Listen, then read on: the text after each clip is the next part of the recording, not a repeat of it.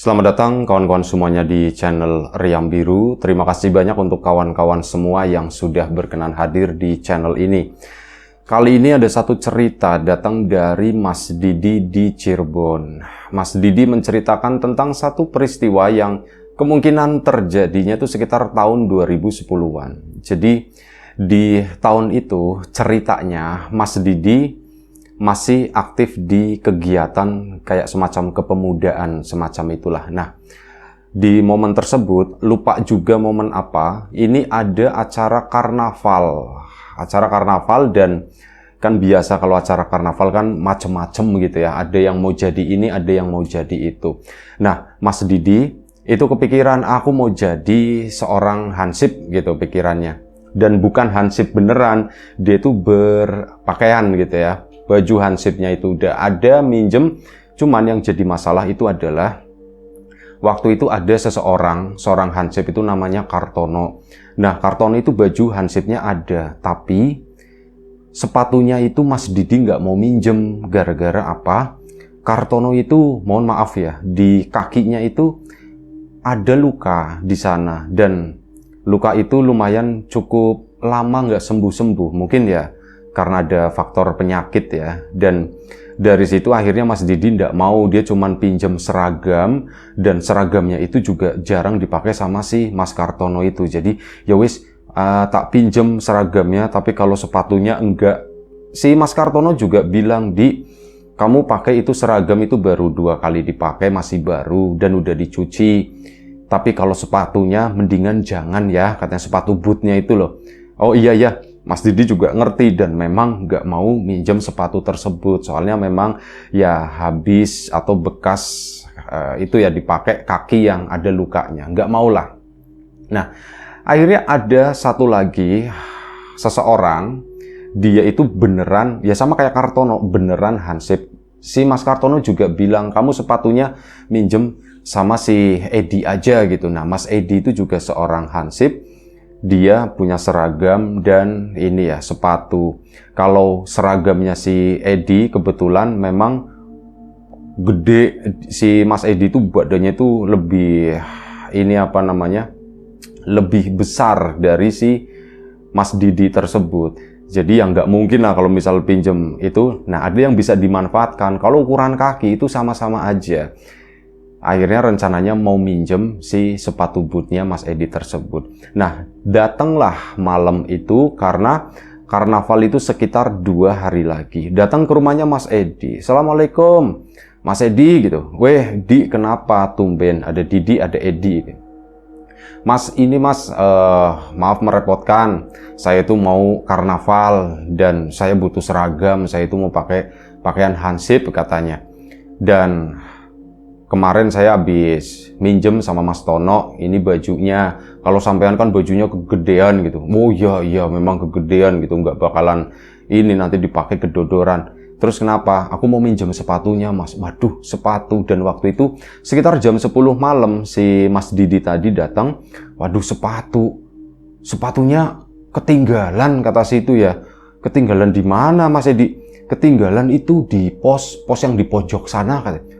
"Oh, ketinggalan di situ." "Iya, kamu ambil aja ke sana deh," kata si Mas Edinya ya.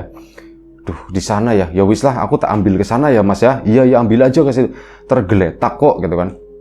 Akhirnya apa? Si Mas Didi pun pergi ke pos tersebut. Nah, pos ini adalah bangunan permanen. Jadi kayak di sudut desa semacam itu lah. Awalnya itu posko tersebut, itu posko biasa, kayak dari gubuk-gubukan semacam itulah, pakai bambu atau pakai kayu-kayu yang lain, atasnya pun pakai jerami dan sebagainya gitu. Cuman belakangan itu udah direnovasi menjadi satu pos, beneran pos, kayak pos jaga semacam itu yang sebenarnya nggak fungsi-fungsi banget. Ada posnya, rapet tembok gitu ya. Sampingnya memang ada kayak tempat buat duduk-duduk. Nah, yang banyak dipakai itu di situ. Nah, ini si Mas Didi ya awalnya sempat bingung juga, ini naruhnya di mana ya. Udahlah, penting aku datang aja ke situ, ke pos tersebut. Jalanlah Mas Didi malam itu sekitar jam 10 lewat sendirian menuju ke pojok kampung di mana pos tersebut berdiri. Datang ke sana, di tengah jalan itu kepikiran, ada rasa takut juga. Soalnya yaitu kan daerah yang sepi, meskipun diterangi ada beberapa lampu jalan, tapi ya karena itu daerah sepi dan memang di pojokan tersebut itu terkenal angker. Dulu banget, sewaktu masih posnya itu pos yang lama, mereka yang pada nongkrong di sana awalnya rame di situ, tapi tiba-tiba sepi gara-gara ada yang digangguin. Jadi rame-rame berada di situ. Nah, tiba-tiba dari arah yang gelap sana itu udah kayak ujung gitu ya, udah arah sawah. Ini jalan utuk-utuk, mereka berlima lagi nongkrong, lagi main gaplean di situ ya. Tiba-tiba ada yang datang. Katanya sosoknya tuh mirip kayak mak lampir kayak gitu. Seorang perempuan kotor, rambutnya itu juga warna abu-abu, putih, hitam gitu ya, campur. Orangnya bongkok, itu datang dari ujung, mendekat ke arah mereka. Dan awalnya mereka itu nggak ada yang ngeh gitu. Kalau sosok tadi datang, tiba-tiba ada suara ketawa. Cuman ketawanya bukan kayak ketawanya mak lampir, cuma kayak ketawa orang biasa gitu. Cuma kayak gitu. Dan siapa yang ketawa? Siapa yang ketawa? Nah, begitu nengok, ternyata si sosok tadi udah berdiri di atas di depan posko itu. Berdiri di atas posko. Ini orang-orang kan pada diem begini, itu siapa? Setelah itu, si sosok nenek tadi itu joget-joget di depan mereka waktu itu. Dan mereka itu berpikir kalau ya perempuan itu adalah mungkin, mohon maaf ya, kayak semacam perempuan gila atau gimana. Cuman aneh di situ. Mereka ya nggak nyaman dengan kehadiran si ini, ada rasa takut juga. Akhirnya mereka kan pada pergi, bukan kabur ya, pergi satu-satu. Udahlah di sini, jangan di sini. Ini ada kayak gini, ada kayak gini. Mereka pun pergi. Nah, mereka berjalan sekitar mungkin 10 atau 15 meter dari tempat tersebut. Nengok kan ke belakang gitu ya. Sosok nenek itu tuh siapa gitu? Kok baru muncul sekarang? Itu rombeng banget lah katanya. Bajunya itu compang-camping, kotor, wis pokoknya sesuatu yang nggak enak dipandang. Nah, mereka nengok ke belakang, si nenek itu apa? Dia berjalan, kanan kiri, kanan kiri, kanan kiri, kanan kiri, mendekat ke arah mereka semua. Yang lagi jalan itu rombong-rombong ya. Mereka si nenek itu mendekat serat. Disitulah mereka nyadar, ini bukan orang. Orang itu cara jalannya, cara geraknya nggak seperti ini. Akhirnya apa? Kabur mereka. Cerita itu pun menyebar. Dan akhirnya posko tersebut pun jadi sepi. Nah, ditambah lagi dengan cerita-cerita kalau sosok nenek tadi, sekarang kan udah nggak dikasih lampu ya. Lampunya, kabelnya masih ada, cuman lampunya udah korslet, udah gelap. Nah, si nenek tersebut suka duduk di sana. Kalau misal orang habis dari kampung sebelah lewat ke situ, ya pasti di area situ mereka tuh bakal agak cepat. Dan konon menurut warga banyak yang melihat kalau misal malam ya udah jam 11 kayak gitu, si nenek tersebut itu suka duduk di posko itu sendirian. Nggak cuman duduk, kadang berdiri di posko, setengahnya itu nggak kelihatan, jadi cuman kelihatan kayak kain doang gitu, warnanya abu-abu kehitaman gitu lah. Itu berdiri di sana dan itu kayak jadi momok tersendiri lah buat para warga. Nah, ini Mas Didi malam itu, aduh aku harus ke posko sana. Lagian ngapain sih Mas Edi sepatunya ditinggalin di situ? Kenapa nggak dibawa pulang aja? Ya kepikiran itu tadi, apalagi ingat cerita-cerita yang mengenai kejadian-kejadian yang tadi diceritakan. Nambah takut. Tapi udahlah, aku memang butuh gitu ya. Kalau besok pagi malas, aku harus kerja dan sebagainya. Akhirnya malam itu pun dia si Mas Didi tuh naik sepeda gitu ya. Lewat ke sana menyusuri jalanan gelap tersebut dan akhirnya dari kejauhan posko itu pun sudah terlihat, tapi kondisinya itu gelap. Terus dikayuh sepeda ke sana, pengennya tuh buru-buru gitu, dan akhirnya sampailah di depan posko, cuman naruh sepedanya itu di seberang, jadi nggak pas di depan poskonya, sisinya. Posko itu sebelah kanan, ini naruhnya di sebelah kiri, dan sepedanya Mas Didi itu udah dihadapkan ke arah balik, udah diputer gitu ya, taruh situ. Mas Didi dari arah seberang itu udah nyariin, di mana ya sepatunya sih itu, dan ketemu sepatunya si Mas Edi. Posisinya tuh satu berdiri, satu tiduran di kolong ini tadi, kolong posko yang buat nongkrong-nongkrongnya. Nah di situ ada, oh itu sepatunya, itu sepatunya. Akhirnya si Mas Didi kan ke sana mendekat. Begitu mendekat kan langsung ke bawah begini. Ini mau ngambil sepatunya. Nah begitu mau ngambil sepatunya, tangannya itu ada yang megang. Dari situ kan langsung, ya namanya orang kayak gitu kan kaget ya. Kalau misalnya kita lagi berdiri terus tiba-tiba ada yang nyentuh kaki atau itu kan juga kaget. Nah itu perasaan yang sama yang dialami oleh Mas Didi. Dia kaget, langsung tangannya ditarik begini, tapi nggak bisa, bener-bener dipegangin. Dan si Mas Didi akhirnya apa? Ketarik ke sana, ditarik sama satu sosok yang nggak tahu seperti apa. Bener-bener ditarik sampai ke belakang pos, lewatin kolongnya itu tadi, posko itu. Tolong, tolong, tolong, udah teriak-teriak ya. Mana ini tangannya begini, ini kan tadi ada sepatu botnya si Mas Edi, kan jadi kelindes sama badannya si Mas Didi. Ini di dada itu ya rasanya sakit. Begitu sampai ujung sana, Mas Didi tuh nggak ngelihat apapun. Duh, kok nggak ada apa-apa? Langsung muter kan, nggak pakai lama. Putar ke depan posko dan dia minggir mendekat ke arah sepedanya. Dari arah sepeda, Mas Didi itu udah langsung mau kabur. Udah besok aja, besok aja. Begitu mau kabur, Mas Didi itu ngelihat di sana di belakang posko ada seorang nenek-nenek. Ya sosok yang itulah seperti yang diceritakan orang-orang. Dia tuh cuma diem aja ngeliatin si Mas Didi. Langsung dia kabur, sepeda nggak dinaikin, tapi dibawa lari begini menuju ke rumahnya Mas Edi lagi ke sana. Ketok-ketok, udah jam 11 malam ya hampir. Tak tak tak tak, Mas Edi gitu kan. Ya Mas Edinya agak kesel gitu. Apa sih Di gitu. Malam-malam begini ketok-ketok gitu. Aku udah tidur. Mas Edi, aku minta tolong Mas. Kamu minta tolong apa? Kamu kayak orang ketakutan seperti itu. Mas, itu Mas, udah duduk dulu, kata si Mas Edinya ya, duduk dulu. Kamu mau minum dah katanya. Mas boleh Mas kalau ada. Akhirnya Mas Edi pun masuk ke dalam, ambilin minum, cuman air putih doang, air putih aja ya, air tehnya habis ya. Iya Mas, enggak apa-apa Mas, minum glek. Cerita si Mas Didi, Mas, sepatunya sampean itu ada di posko sana, tapi apa Mas? Tadi aku mau ngambil, aku ditarik Mas, ditarik sama itu ya, kata si Mas Edi, tarik sama yang nenek-nenek itu ya. Iya Mas, sampean kok tahu katanya. Ya aku tahu. Si Mas Edinya itu kayak orang diem dulu, kayak orang mikir, terus ketawa sendiri gitu kan. Mas, kenapa emangnya Mas? Jadi gini Di, kamu tahu ndak kenapa sepatuku ketinggalan di situ? Emang kenapa Mas? Jadi 2 hari yang lalu, aku itu kan dari habis rapat di kampung sebelah sana. Aku pulang, itu pas banget maghrib, udah hari itu udah gelap. Aku pulang sendirian, jalan kaki. Ya, istirahat dulu di posko tersebut gitu ya, sambil ini ngecek lampu kan mati ya, sepatu tak lepas dan sebagainya, iseng-iseng gitu kan, maghrib sebentar lagi lah nanti aku pulang, tak cek lampunya. Begitu aku mau turun, kata si Mas Edi, pundakku itu ada yang megang, plak, perasaanku udah ndak enak, kata si Mas Edi. Pas aku nengok, ternyata bener jongkok di situ, lagi nongkrong, lagi jongkok, tepat di belakangnya Mas Edi. Akhirnya ya udah, aku kabur pas waktu itu.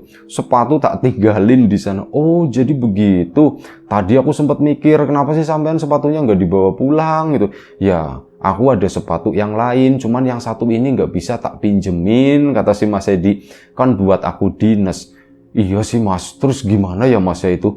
Udah, kalau mau ngambil mending besok pagi, jangan malam-malam, di situ tuh rawan, katanya begitu. Ya wis Mas, aku nanti pagi aja ngambilnya. Akhirnya sudah, si Mas Edi pun pulang, dan pulang apa? Si Mas Didi, bukan Mas Edi. Mas Didi pulang dan minta dianterin sama Mas Edi. Ya udah nggak apa-apa lah, ngasih ngupahin gitu ya, ngasih sesuatu. Mas Edi aku anterin pulang ya gitu ya. Ya tak anterin.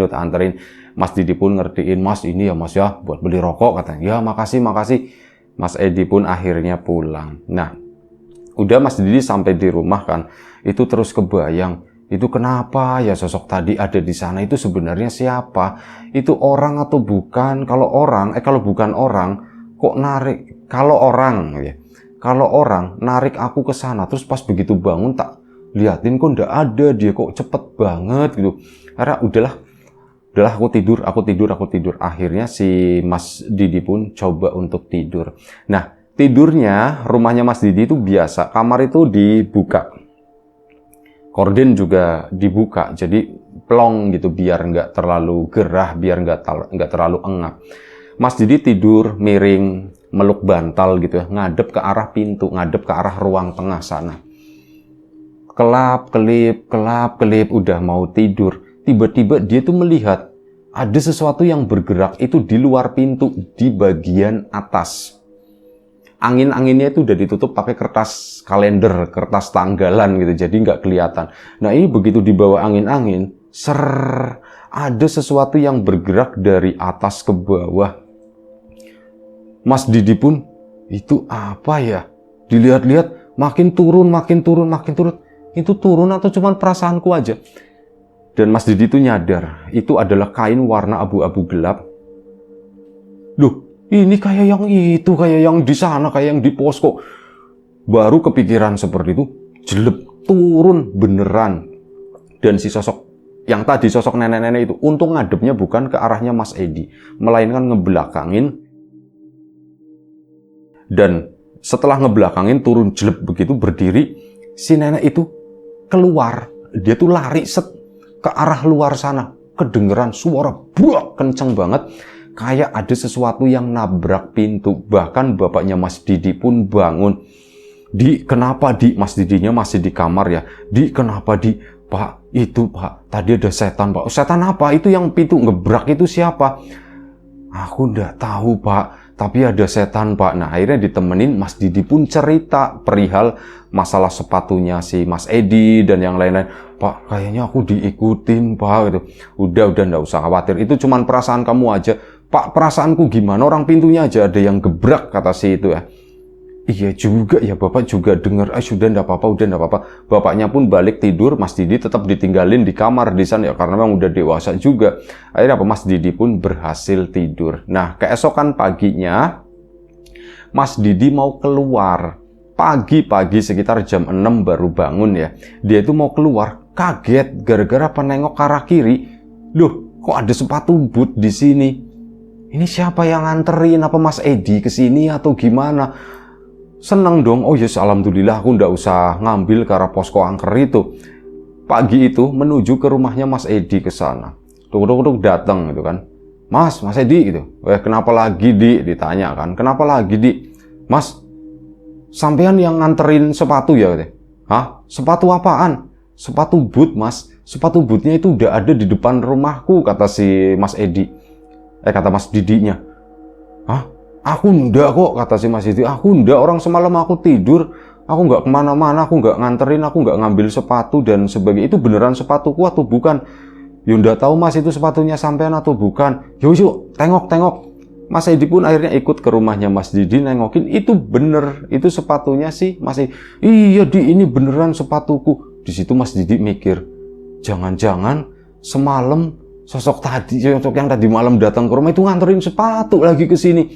Ngomong kan sama bapaknya, bapaknya juga waktu itu, ini ada apa sih rame-rame, kok ada Edi segala, Edi si Hansip itu. Pak, semalam yang itu Pak, ada pintu brak kayak gitu, inget nggak Pak? Iya, Bapak inget. Kenapa Pak? Ini Pak, sepatu. Lah ini sepatunya siapa? Sepatunya kamu, Ed. Iya Pak, ini sepatuku, katanya. Dan akhirnya diceritakan sama Mas Didi, Pak, begini. Aku semalam, ya kan, itu kan mau ngambil sepatu. Ini tahu-tahu pagi-pagi sepatu udah ada di sini. Bapaknya itu cuman ketawa. Alah, mungkin itu dianterin kali sama yang di sana, tahu kamu mau ngambil, katanya begitu. Dan akhirnya cerita itu pun nyebar. Mas Didi, iya bener. Kalau misal keluar sebentar, iya bener. Kamu katanya sepatu ada yang nganterin ya. Kamu katanya kemarin ngelihat sosok nenek yang ada di posko itu ya. Ya, Mas Didinya, iya, dengan bangganya punya pengalaman seperti itu. Hal itu berlangsung kurang lebih sekitar 3 hari. Sampai karnaval itu pun berlangsung. Mas Didi masih ditanya-tanyain, bahkan sepatunya. Itu saat lagi baris karnaval gitu, itu banyak yang lihat, itu sepatunya.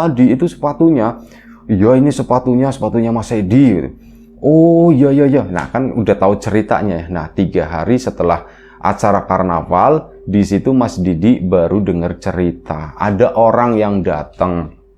Di awalnya nanya, Di emang bener di sepatu itu datang sendiri ke rumahmu dianterin sama si nenek itu? Iya mas, nenek itu tuh malam-malam begini dengan pedenya seperti itu. Dan ternyata si orang tadi nih tak kasih tahu kata si mas ya, masnya gitu, namanya Mas Irman. Jadi begini, malam itu, nih sorry ya Di ya, sorry kamu jangan tersinggung atau gimana. Iya mas, memang kenapa mas?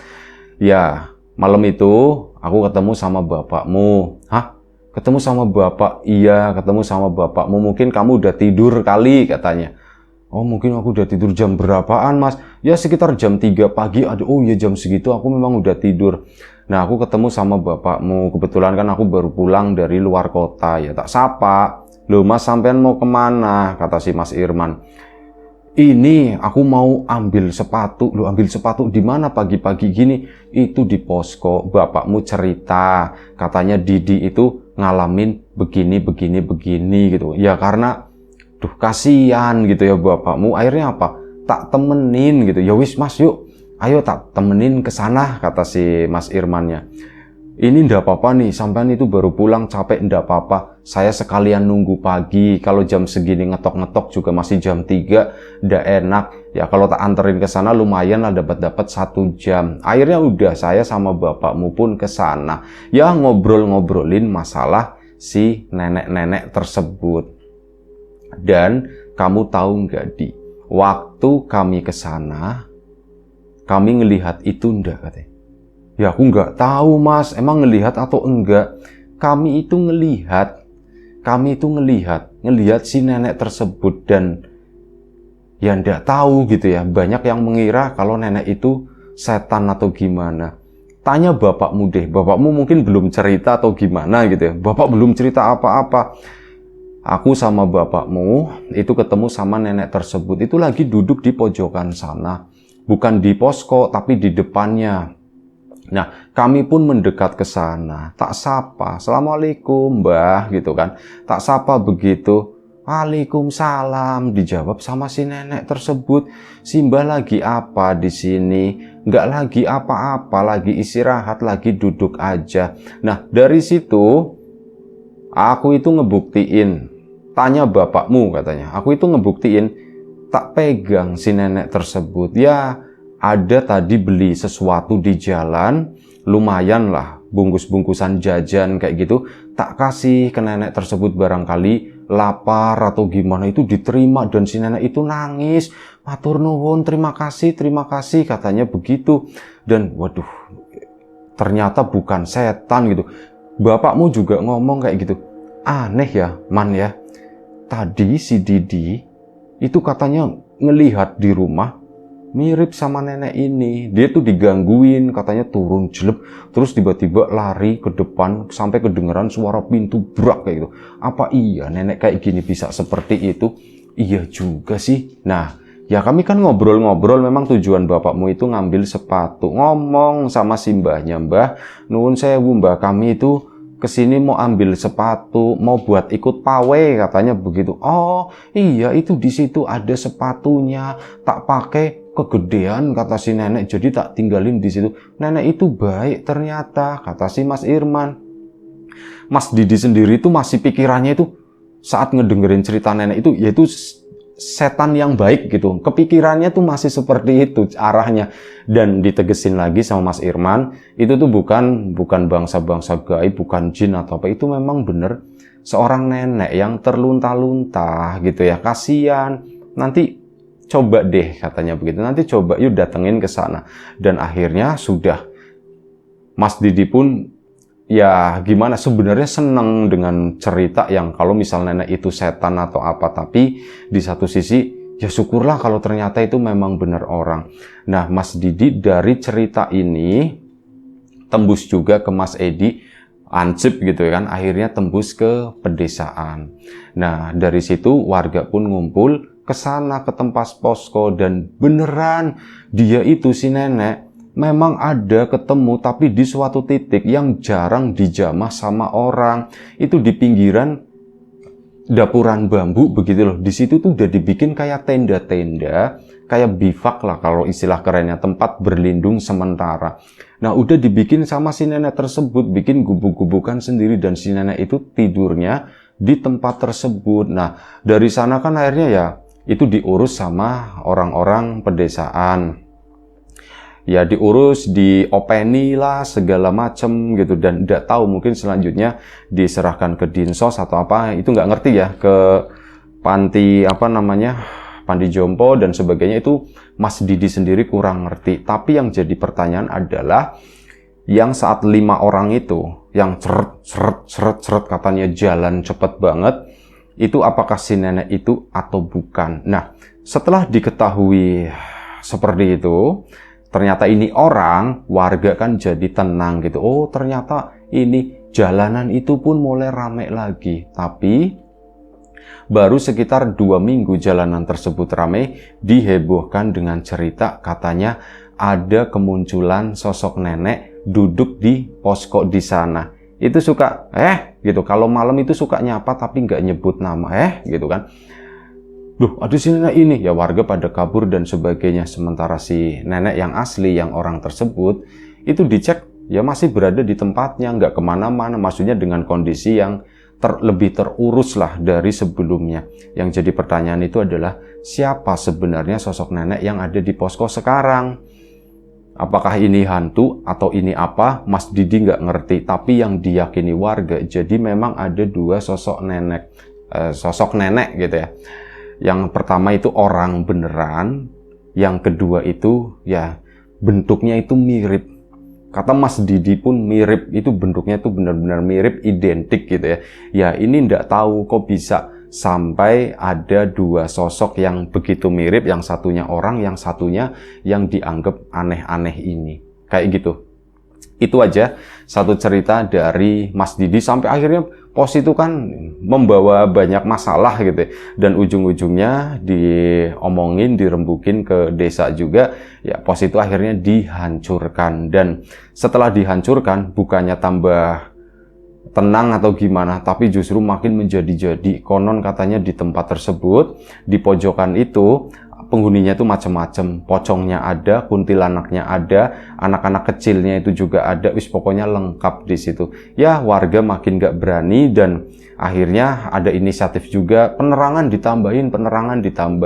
Setelah melewati beberapa tahun, baru daerah itu mulai terang, apalagi udah mulai dibangun beberapa rumah di dekat-dekat sana. Ya, yang namanya angker itu mulai berkurang, dan warga sudah mulai berani beraktivitas, berani lewat di tempat itu lagi. Bahkan di seberangnya sekarang dibikin itu posko lagi ya, buat anak-anak muda ngumpul, karena udah ada rumah di deket-deket area situ. Di kebun belakang yang tadinya dibikin tenda-tendaan sama si nenek yang itu ya, yang orang beneran, itu kan bambunya akhirnya dibabatin, dibersihin, dan sekarang kondisinya tuh lebih terang. Terakhir sempat dibikin lapangan bulu tangkis di sana dipakai. Itu tambah ramai lagi, dan tempat itu pun ya udah bukan tempat yang angker lagi. Apalagi sekarang itu katanya udah mulai padat dengan rumah-rumah penduduk. Itu aja satu cerita dari Mas Didi di Cirebon sana. Terima kasih banyak Mas Didi atas ceritanya. Kawan-kawan di rumah juga terima kasih banyak atas support dan dukungannya apapun itu. Kawan-kawan subscriber, kawan-kawan membership, kawan-kawan yang udah kasih support dalam bentuk super thanks ke Riam Biru, terima kasih banyak. Kawan-kawan yang udah ngasih like, udah nge-share ke yang lainnya, kawan-kawan yang udah ninggalin komentar juga terima kasih banyak. Doa terbaik dari kami untuk kawan-kawan semua, semoga selalu diberi kemudahan dalam hal apapun, termasuk kemudahan dalam hal rizki, yang sakit segera diberi kesembuhan, yang sehat tetap dijaga kesehatannya. Sampai jumpa di episode selanjutnya Riam Biru, jaga kesehatan kawan-kawan. Assalamualaikum warahmatullahi wabarakatuh.